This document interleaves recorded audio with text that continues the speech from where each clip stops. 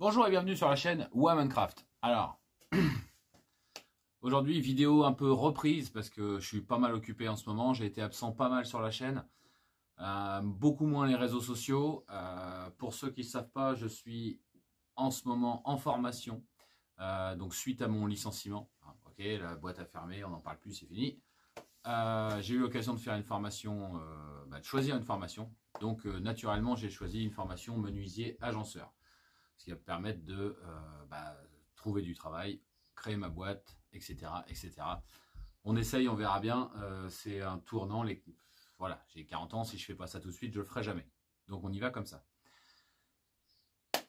Et aujourd'hui, je vous propose une toute petite réalisation parce que j'ai pas trop le temps, mais je veux quand même garder le contact. Une toute petite réalisation, on en parle tout de suite.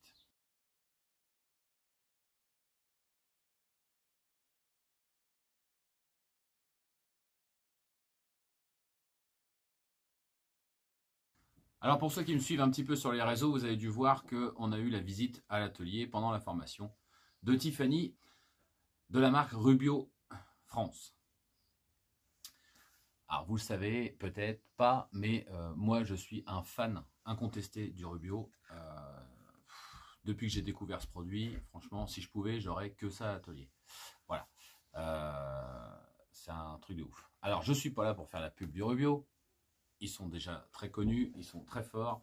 Moi, j'ai eu la chance de rencontrer Tiffany qui nous a bien expliqué. Alors, il y avait des choses que je ne savais pas, voilà, comme quoi on en apprend tous les jours.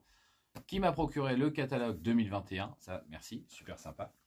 Et en plus, qui nous a permis de piocher un petit peu dans sa réserve d'échantillons, les échantillons où elle fait les tests avec, et de choisir 3 produits de la gamme Easy Déco. Alors forcément, c'est pas des bidons de 6 litres, on est d'accord. Déjà, c'est bien sympa de sa part de nous avoir laissé en prendre de 3. Alors comme je ne savais pas trop quoi choisir et que j'ai pas grand chose en stock en ce moment à faire, enfin je suis beaucoup occupé, donc voilà. J'ai pris ce qui ressemblerait le plus à de quoi faire du orange, puisque vous savez que le logo Womancraft est orange. Donc voilà, pour les petites réalisations orange, ce qu'on ne fait pas forcément, on va pas tout repeindre en orange, les années 70 c'est fini. Donc j'ai pris ces petits échantillons, voilà. Et je me suis dit, on va pas les laisser tout seuls, donc il y a forcément un jour ou l'autre où j'aurai plusieurs de cette gamme, puisque ça permet, alors il n'y en a pas beaucoup, ça vaut moins de 5 € le flacon, on fait quand même quelques mètres avec, et ça permet d'avoir plusieurs échantillons de couleurs, parce qu'en plus ils sont mélangeables, donc vraiment on peut faire plein de choses. Donc je me suis dit je vais leur faire une petite boîte de rangement qui sera prête à accueillir le reste de la gamme, enfin au moins une partie de la gamme quand j'en aurai besoin. Voilà, allez on fabrique ça tout de suite. Alors, je vous avouerai que j'ai pris un petit peu d'avance par rapport à la vidéo, puisque j'avais commencé en formation avec des chutes de MDF de 8 mm. Parce que moi, ce qui m'écœure le plus pendant cette formation, c'est le nombre de chutes qui restent après les projets qu'on est censé étudier. Ça me fout en l'air. Oui, ça me fout en l'air. Donc, j'ai tapé dans les chutes, en accord avec mon formateur, forcément. Et pour éviter de mettre ça à la poubelle, parce que voilà, moi c'est plus fort que moi. Donc, de fond, les 4 côtés et les petites cloisons de séparation, au nombre de 8. Donc ce sera une boîte qui pourra accueillir 25 petits flacons comme celui-là. Donc, réalisation d'une boîte pour être sûr que le couvercle tombe bien en face. Je monte la boîte en entier et je repasserai un trait de scie après pour séparer le couvercle du fond de la boîte. C'est pour ça que mes côtés sont à 45 degrés partout. Je vais vous mettre les cotes quelque part. Les fonds comme cela, extérieurement, parce que c'est pareil, eux ils sont découpés à 45 degrés aussi, font 210 par 210. Un petit flacon comme ça, ça mesure 30 mm. Donc j'ai fait des petits casiers de 32 par 32 qui seront séparés par ces petite section que l'on va assembler à mi-bois, si on peut expliquer comme ça, ou à mi-MDF, parce que ça me fait rire, c'est pas du bois, mais bon. Et avec une petite finition quart de rond sur le dessus. Donc on se fait un petit quadrillage à mi-bois que l'on viendra, si j'arrive à me débrouiller correctement, en faisant des petites rainures sur la moitié de l'épaisseur de mes côtés qui tiendront dans une rainure de chaque côté, sur les 4 coins, enfin, sur les 4 angles. Voilà, et ben on y va.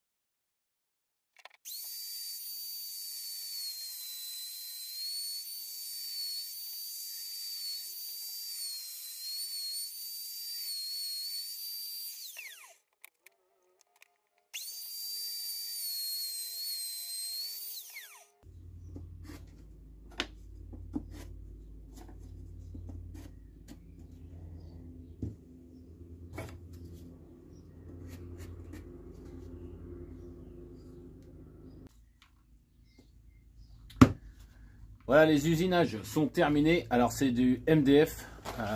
Je ne saurais que trop vous conseiller le masque à poussière, hein, quel qu'il soit. Mais un bon masque à poussière parce que le MDF, ça fait de la poussière super fine. Faut surtout pas se mettre ça dans les narines. Voilà. On va coller le cadre. Et pendant ce temps-là, je vais faire les assemblages à mi-bois des cloisons. Alors vous avez vu au début, j'ai commencé par faire mon quart de rond. Donc une fois du côté tracé pour le mi-bois, une fois de l'autre côté. Pourquoi? Parce que ils vont l'un dans un sens et l'un dans l'autre. Ça c'est un petit truc que m'a permis la formation, c'est de réfléchir avant d'agir. C'est-à-dire que en fait j'ai tracé tous mes morceaux un par un, tranquillement, posé devant un café. Et à réfléchir dans quel sens va qui, où, quoi. Tout est repéré, je peux pas me tromper. Et là maintenant j'arrive à l'atelier, je peux y aller les yeux fermés parce que j'ai réfléchi bien avant. Ça évite les boulettes et au moins on gagne du temps finalement, au final. Comme le soir en général, il n'y a rien à la télé. Un petit traçage tranquille et le lendemain, bam, atelier, on est bien. Voilà, voilà. Allez, on y retourne.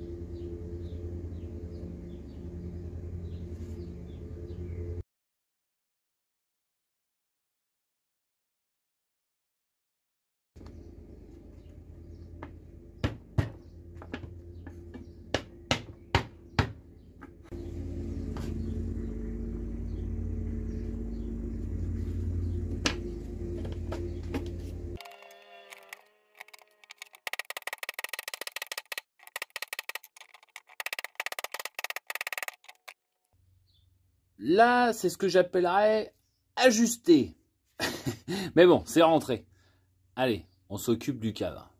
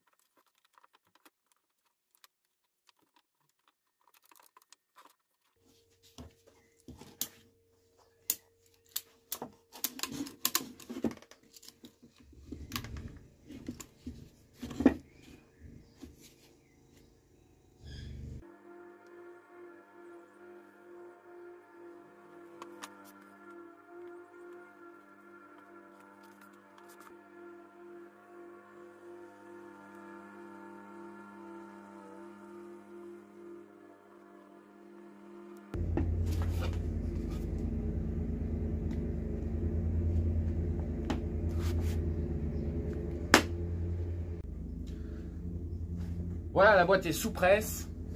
Comme j'ai dit au début, on coupera, une fois que tout sera collé, on découpera le couvercle. Comme ça, on est sûr d'être ajusté pile poil au niveau du couvercle. Je vais mettre deux petites charnières, pas grand chose. C'est une boîte de rangement, c'est pas non plus une boîte à bijoux, on est d'accord. Mais bon, ça permet de travailler un petit peu le MDF qui est tatillon, qui est beaucoup plus fragile évidemment que du massif. Là j'ai eu du bol, j'ai ajusté un peu fort, mais bon, c'est passé. Mais bon, la prochaine fois je prévoirai un peu de marge parce que c'est des coups à tout éclater ça. Bon, tout est mort. Orange. Non bon, pour le coup, là ça va le faire. J'attends que ça sèche, je fais ça après. Bon, vous évidemment, on se découpe ça tout de suite.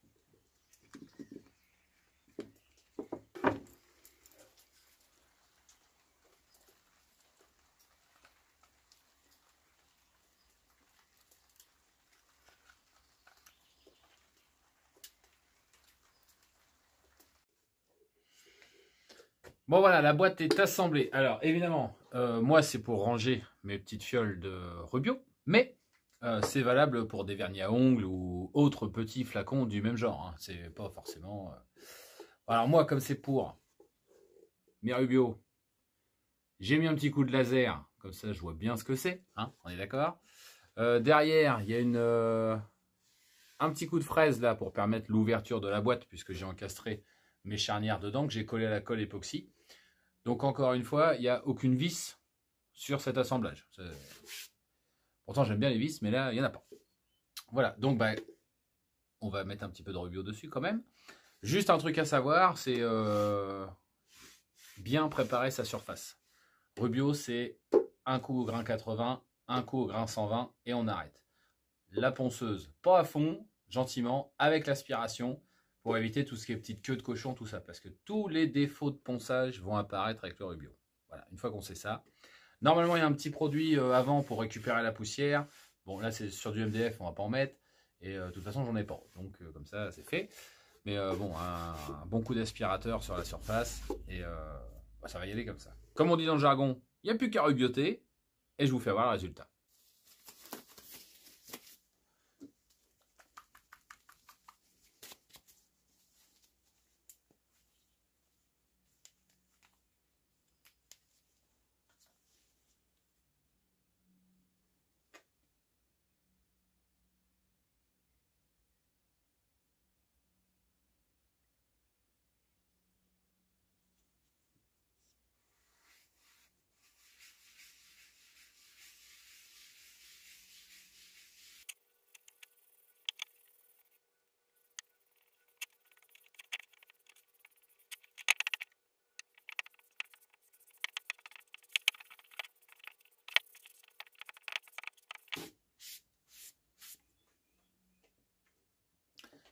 Et voilà le résultat.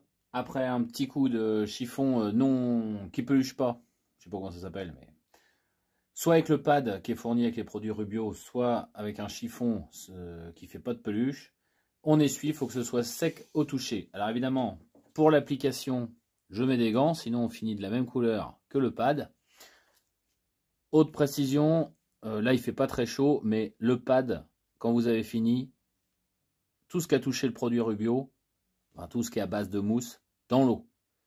On le rince à l'eau avant de le mettre à la poubelle. C'est à base d'huile de lin qui a tendance à s'enflammer à 60 degrés. Et voilà. 60 degrés, ça paraît pas, mais ça y va très vite. Surtout quand on l'applique à la ponceuse, on fait chauffer le pad. Et c'est comme ça qu'on peut foutre le feu au tampon. Alors, hop, dans l'eau, et on n'en parle plus.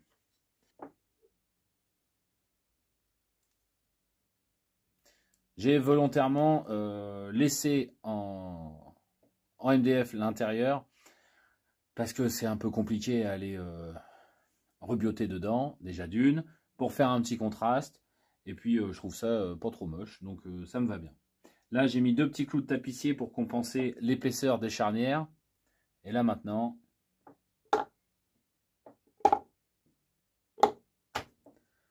je dirais, il n'y a plus qu'à remplir la boîte. Voilà, voilà. Bon, bah en tout cas, j'espère que cette vidéo vous a plu. Évidemment, comme d'habitude, on ne me voit pas. Voilà. Comme d'habitude, c'est du partage. Il n'y a pas de partenariat avec Rubio, c'est pas de la publicité. C'est un produit que j'aime bien, donc j'utilise. Comme tout ce que vous voyez dans l'atelier, je l'utilise, je m'en sers, je vous fais voir ce que ça donne. Voilà, c'est tout. Y a pas... Après, vous faites ce que vous voulez. Mais moi, j'aime bien. Donc, là, au moins, je peux les ranger. Ah, pour l'instant, il n'y en a que 3. Mais, ça viendra. En tout cas, je vous souhaite une bonne fin de journée. Et à bientôt sur la chaîne Womancraft.